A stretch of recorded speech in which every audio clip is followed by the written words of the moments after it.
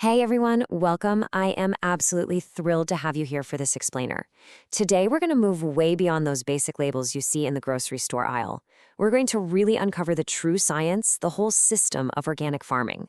Essentially, we're building a wholesome understanding of what it actually takes to grow our food. So let's just jump right in. Organic. It's a word we see literally everywhere, right? But what does it actually mean? If you ask most people, they'll probably just tell you it means chemical-free.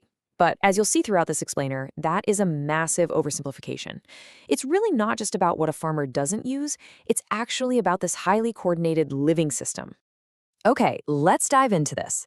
To me, the easiest way to wrap your head around it is to look at a farm like it's a living machine. Now, conventional farming, that's the approach on the left, often tries to sort of force the output by constantly adding outside inputs. But organic farming, it takes a totally different route. It tries to keep the machine healthy from within, so it just naturally keeps working. And honestly, that one single difference changes absolutely everything about how a farm operates. Which brings us to section 1, bigger than a label. It is a whole system. Because think about it, food is never just food. It's the end result of an entire farming system. I love this fantastic analogy from our source material. It says, think of organic food production like a well-run kitchen in the neighborhoods. The best kitchens do not rely on one flashy ingredient. They depend on care, balance, timing, and knowing what goes into the food. Well, organic farming works the exact same way. Its success completely relies on intelligent integration, figuring out how soil, plants, animals, and people all fit perfectly together. So if you only take one foundational anchor away from this entire explainer, please let it be this. Organic farming is a system designed for working with nature cycles, not against them. At its core, it's fundamentally trying to answer a really big question. How can we grow our food today without borrowing too much from the future? Moving into section 2, the 5 core truths, how a farm stays alive. We are now going to break open this living machine to see the basic rules it's actually built from. This right here is our roadmap for how a farm stays alive and productive. These are the 5 irreducible truths. 1. Soil is alive. 2. Nutrients must cycle. 3. Diversity protects. 4. Prevention is smarter. And 5. Inputs matter. Let's look at each one of these a bit more closely so you can see exactly how this whole system functions. Okay, truth number 1. Soil is not just dirt. It is literally alive. It's this busy, bustling underground world packed with microbes, fungi, air, and water. Plants don't just sit in the soil like, pencils in a cup. They actually rely on it to feed them and buffer against stress. In organic farming, soil is basically treated like a bank account. If you just keep withdrawing nutrients to grow crops without making regular deposits, things like compost or crop residues, well, eventually that account is going to run completely empty. This crucial point is perfectly captured in a pretty simple analogy. Think of soil like the foundation of a house. You can paint the walls all you want, but if that foundation cracks, everything above it becomes completely unstable. That's why organic farming is entirely focused on the ground the crop grows in first, way before focusing on the crop itself. Moving right along to truths 2 and 3, nutrients and diversity. You say out in nature, useful materials don't just vanish into thin air. Leaves fall, they decay, and they feed the next generation of plants. Nutrients cycle, kind of like leftovers getting turned into the next family meal. Plus, nature heavily relies on diversity, never just a single crop on repeat. A completely uniform field is actually incredibly brittle, whereas diversity acts like a multi-skilled team, actively protecting the farm from a massive disease or pest wipeout. And then we have truths 4 and 5, which show us that prevention is pretty much always smarter than rescue. It's a lot like keeping your home in good repair instead of just waiting for the roof to cave in, right? And finally, inputs really matter. Because the farm is this open, living network, adding just one synthetic material or strong input, well, it's like adding a super powerful spice to a pot of soup. It completely changes the entire recipe. And this brilliantly illustrates how everything we just talked about really connects. Just take a look at this logic board. Healthy soil builds fertility, nutrient cycling reuses material, diversity reduces fragility, prevention avoids problems, and careful inputs protect that long-term health.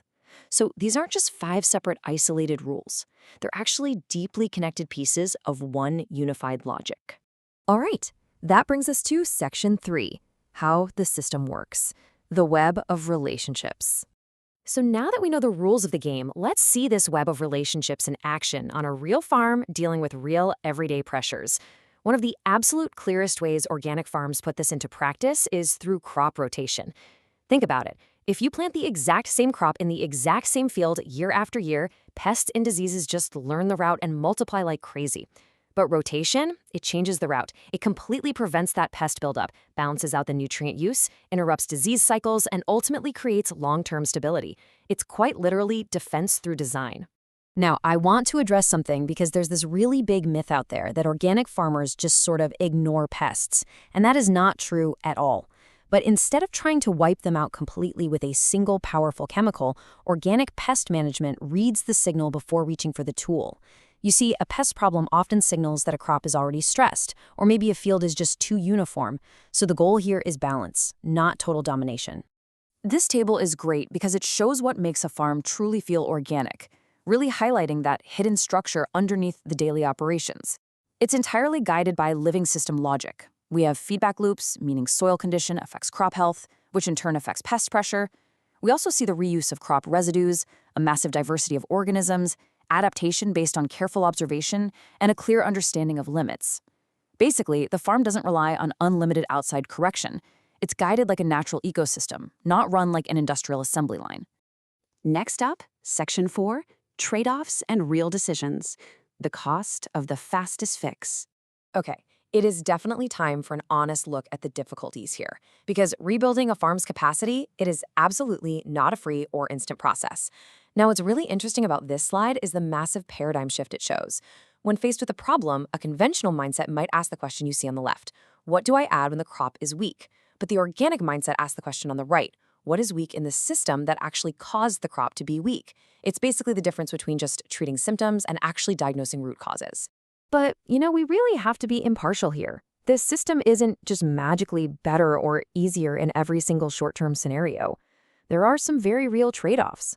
As we can see from these points, organic farming requires significantly more planning and incredibly careful observation. Farmers kind of have to just accept that the benefits are going to arrive slowly, and their use of fast fixes is heavily, heavily limited.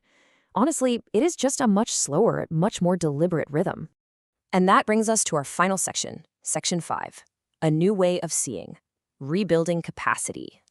This whole concept is really all about how we rebuild capacity for the future. We've seen how soil, nutrients, pests, timing, and overall resilience all seamlessly connect into one shared logic. And honestly, it all boils down to this punchy little takeaway. A strong farm is one that keeps its own life going. That right there is the very heart of working with nature's cycles to ensure tomorrow's health. So, as we wrap up, I want to leave you with a rather provocative question to ponder. Knowing what you know now about the hidden ecosystem of our food, how do we keep our food systems highly productive without weakening the living networks that make them possible in the first place? It's a lot to think about. I really hope this explainer has equipped you with a brand new mental model to rethink food, farming, and what true sustainability actually looks like. Thank you so much for joining me today, and hey, keep asking those big questions.